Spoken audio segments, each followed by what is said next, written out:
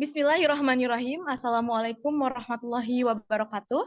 Yang terhormat kepada Bapak Dr. Stiono MPD selaku dosen pengampu mata kuliah Strategi Belajar Mengajar Biologi dan rekan-rekan yang saya banggakan.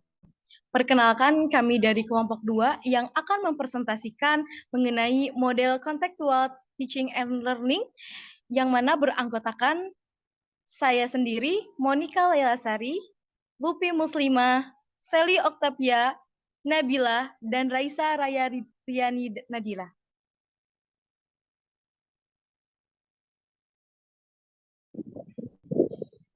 Materi yang pertama yaitu mengenai sejarah model pembelajaran kontekstual teaching and learning. Nah, sejarah model pembelajaran kontekstual teaching and learning atau yang lebih dikenal dengan pembelajaran kontekstual merupakan salah satu model pembelajaran yang menekankan pada keterlibatan aktif siswa dalam proses pembelajarannya. Nah, model pembelajaran ini pertama kali dikembangkan oleh Glenn Wiggin dan J. Making pada tahun 1998. Mereka mengemukakan bahwa pembelajaran kontekstual adalah pembelajaran yang membantu siswa memahami konsep-konsep abstrak dengan mengaitkannya pada konteks kehidupan nyata. Pembelajaran kontekstual juga menekankan pada pentingnya siswa untuk memiliki keterampilan berpikir kritis dan memecahkan masalah. Pembelajaran kontekstual ini dikembangkan sebagai respon terhadap kritik pada pembelajaran tradisional yang dianggap terlalu berorientasi pada guru dan kurang melibatkan siswa secara aktif. Pembelajaran tradisional juga dianggap kurang relevan dengan kehidupan nyata siswa. Dalam pembelajaran kontekstual ini telah diterapkan di berbagai negara di dunia, termasuk di Indonesia sendiri. Model pembelajaran ini telah terbukti efektif dalam meningkatkan hasil belajar siswa. Di Indonesia sendiri, pembelajaran kontekstual mulai diperkenalkan pada tahun 2000-an. Model pembelajaran ini mulai diterapkan secara luas pada tahun 2010.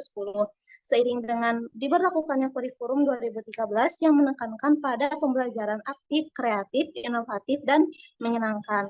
Pembelajaran kontekstual ini juga dapat diterapkan pada berbagai mata pelajaran. Pembelajaran kontekstual dapat digunakan untuk membantu siswa memahami peristiwa dengan mengaitkannya pada kehidupan mereka sendiri. Selanjutnya akan dijelaskan oleh rekan saya.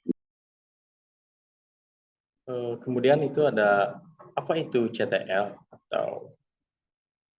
atau Contextual Teaching and Learning, atau juga menurut Nur Hadi dalam Sugianto, CTL adalah konsep belajar yang mendorong guru untuk menghubungkan antara materi yang diajarkan dan situasi dunia nyata. Kemudian juga menurut Johnson dalam Sugianto 2007, CTL adalah sebuah proses pendidikan yang bertujuan untuk menolong mahasiswa melihat makna di dalam materi akademik yang mereka pelajari dengan cara menghubungkan subjek-subjek akademik dengan konteks dalam kehidupan sehari-hari.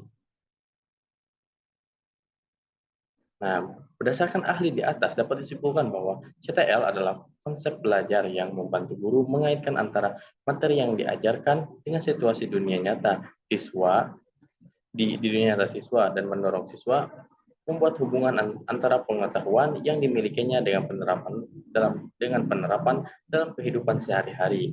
Selanjutnya akan disampaikan oleh rekan saya. Selanjutnya yaitu adalah karakteristik model pembelajaran dari contextual teaching and learning. Yaitu yang pertama ada relevan. Pembelajaran dikatakan relevan jika materi pembelajaran berkaitan dengan kehidupan nyata siswa. Dengan demikian, siswa akan lebih mudah memahami dan menerapkan materi pembelajaran tersebut dalam kehidupan sehari-hari. Lalu yang kedua itu ada aktif. Pembelajaran dikatakan aktif jika siswa terlibat secara langsung dalam proses pembelajaran. Siswa tidak hanya mendengarkan penjelasan dari guru, tetapi juga melakukan berbagai kegiatan seperti berdiskusi, bereksperimen, dan memecahkan masalah. Lalu selanjutnya ada konstruktif. Pembelajaran dikatakan konstruktif jika siswa mengkonstruksi pengetahuannya sendiri. Siswa tidak hanya menerima pengetahuan dari guru, tetapi pengalaman dan interaksinya dengan lingkungan. Selanjutnya yaitu berpusat pada siswa. Pembelajaran dikatakan berpusat pada siswa jika menjadi subjek pembelajaran. Guru berperan sebagai fasilitator yang membantu siswa untuk belajar. Lalu yang berorientasi pada masalah jika pembelajaran diawali dengan pengenalan masalah kontekstual.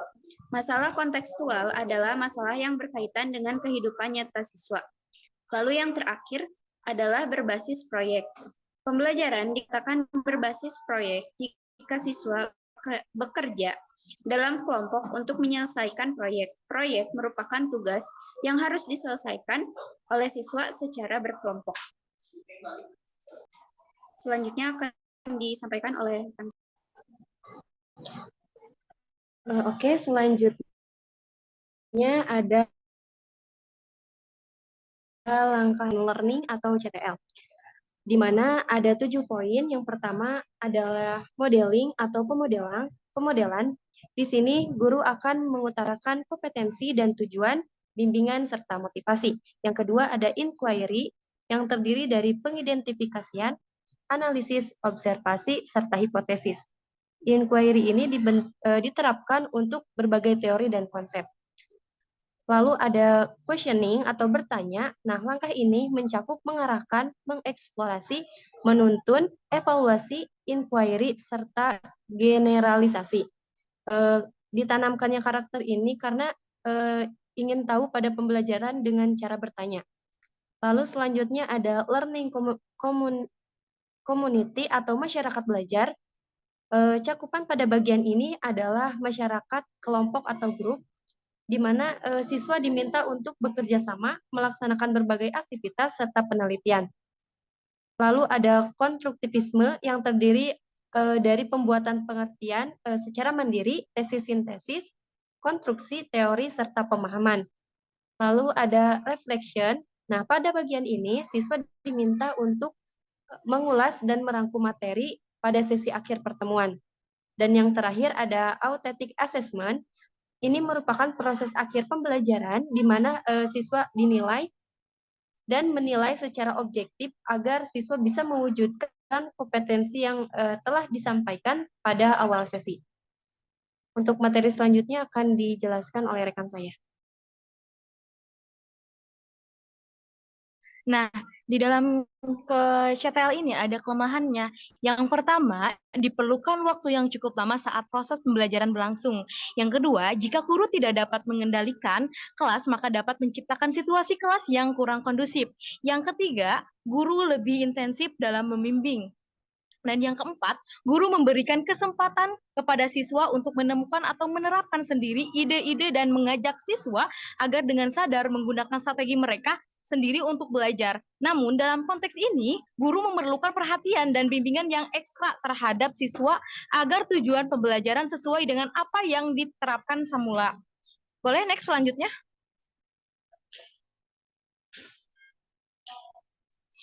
Adapun kelebihan CTL ini, yang pertama, membuat siswa bisa menemukan potensi terbaik yang dimilikinya. Yang kedua, dalam kerjasama antara grup siswa bisa bertindak lebih efektif. Dan yang ketiga, siswa memiliki daya untuk berpikir kreatif dan kritis dalam memperoleh informasi, bisa bijaksana dalam memahami isu dan bisa memperoleh solusi atas masalah-masalah yang ada. Yang keempat, peserta didik bisa mengetahui manfaat tentang apa yang mereka pelajari. Yang kelima, siswa tidak tergantung dengan guru dalam memperoleh berbagai informasi. Dan yang terakhir itu, anak didik akan merasa nyaman dan senang dalam setiap pembelajaran.